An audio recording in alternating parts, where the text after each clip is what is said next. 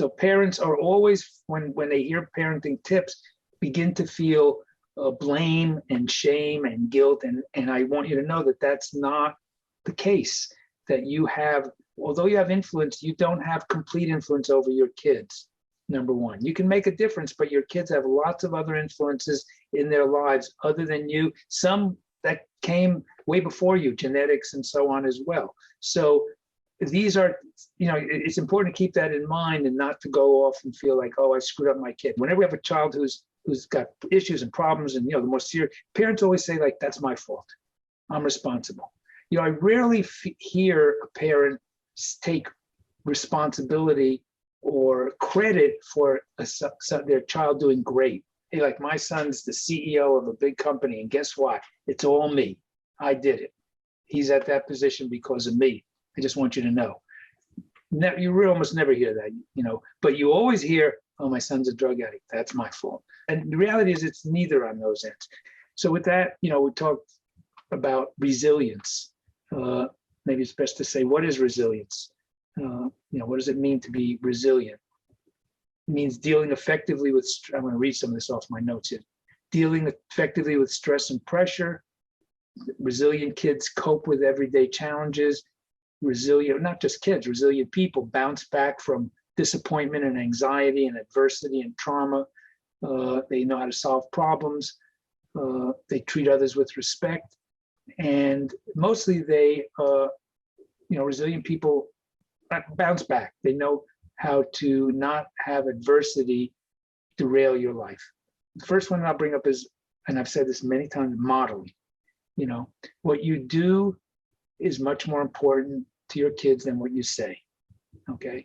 Telling your kids don't drink, but you have a couple of drinks every night, they're gonna watch the drinks you have and say, I don't care what he says or what she says, obviously it's okay to be drinking.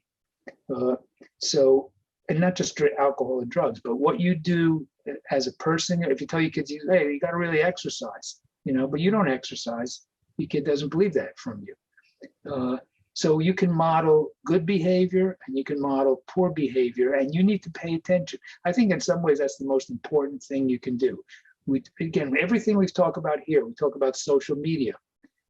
It's really hard to tell your kids, stay off that cell phone, and you got the thing glued to your hand, and you never, and it's a chore to get it away from your ear.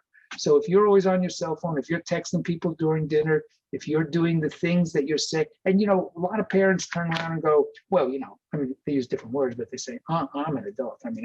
I know what I'm doing. You don't. And I've got important things, like this call is really important. I have to take it.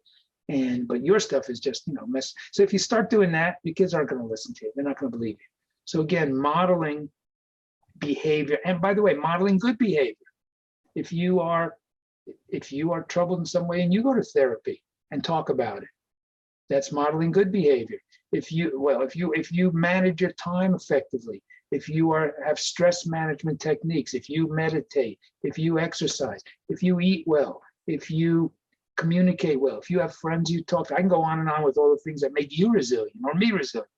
If we model that for our kids, that's the biggest lesson for those kinds of things, much more than doing it. Another tip, if you will, I'll call it tip for a moment.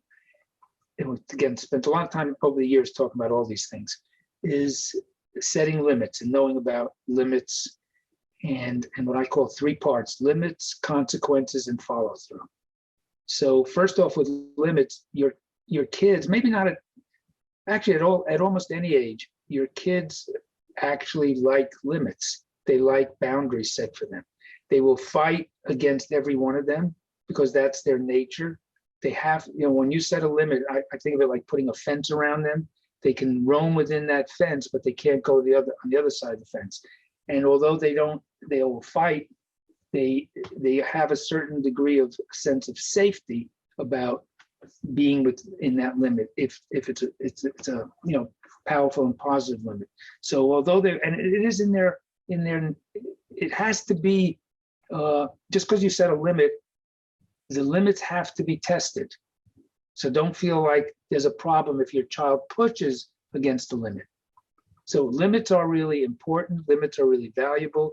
They're boundaries, and they should be as objective and clear and as much in advance of behavior as possible. It's not always possible to know everything a child's going to do, but the important things you should get together with, if you know, with your partner, your spouse, whatever, and be unified in it. By the way, if you're not unified in limit setting, that's a problem.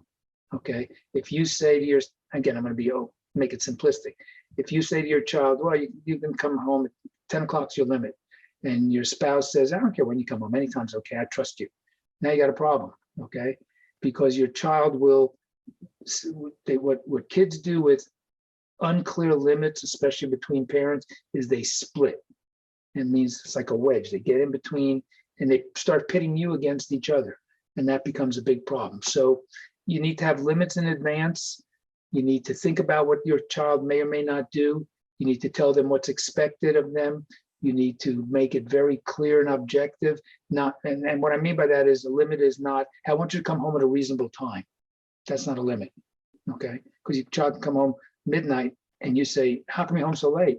And you say at a reasonable time, and they say, well, I thought that midnight's reasonable. So you need to say 10 o'clock, you know, or 11. By the way, that's your prerogative what the actual limit is, but you need to be clear and objective, number one. Okay, having said that, limits in of themselves are of no value unless they have consequences. So meaning if your child has a limit and they break that limit, you need to tell them what the consequences are, and preferably in advance. Because if you can tell them in advance, or if not in advance, at least the next time, then you tell them, then you give them the choice to do whatever behavior they want. So for example, we'll stick with this curfew stuff. Here's a limit, 10 p.m. come home. Not 10:01, not 10:02, not 10:05, 10.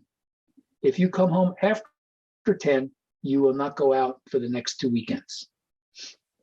Again, that's pick your own consequence. But it should be, the consequence should be something that is at least somewhat going to make them think about doing that behavior, and you know, enough to make them, deter them from doing it. Now, when your child does break the limit, comes home 10:05, you can reframe, instead of being angry and upset, I would, if things are going, if I was doing it well, I would say, hey, Joe, Johnny, whatever, I respect your right to not go out the next 2 weekends. That choice is yours, and I respect your choice to spend 5 extra minutes out with your friends tonight and trade that off for the next 2 weeks. So I'm with you. You know, in other words, it's reframing it from a anger and blame to a choice that they make. Now, if they, I saw Glenn shaking his head, and I understand we said, there are a lot of this stuff does not work when your kids are way out of control, by the way, okay?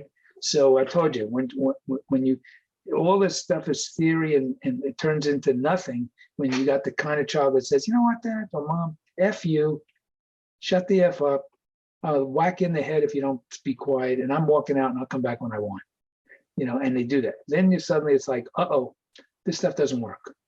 We'll talk about that another day, quite honestly. You know, but this stuff works, as to keep in mind what we're talking about is raising resilient kids and raising self-reliant kids and raising self-confident kids, not necessarily coping with an out of control kid. Even though, so keep that in mind that, you know, there is a difference a little bit.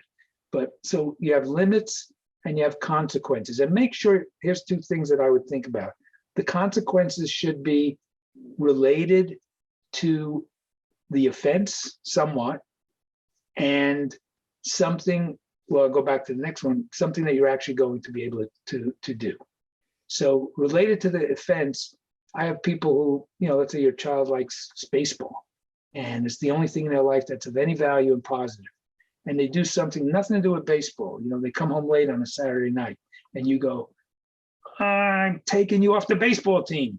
It's like, it doesn't make sense. It's like they did something, consequence has nothing to do with what they did, and now they're losing something positive for what they did negative. So yeah, as much as possible, you need to try to make the consequences be connected to the offense. The last piece is follow through.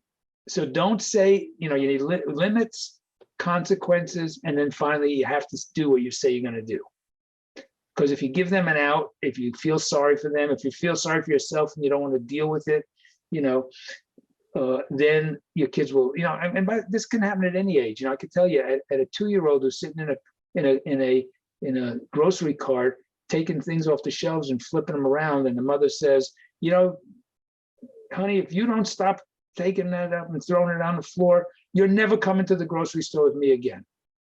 Well, guess what? That little kid, because they've been told that before, says, mom's taking me again. What's she going to do? Leave me in the house by myself?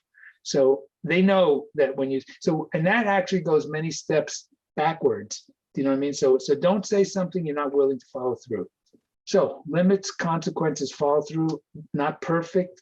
They're just some ideas. And what it's designed is to make your children responsible for their behavior, take responsibility, understand that their behavior their actions have consequences, and let them think about repeating behavior you don't want them to repeat if they go over those lines.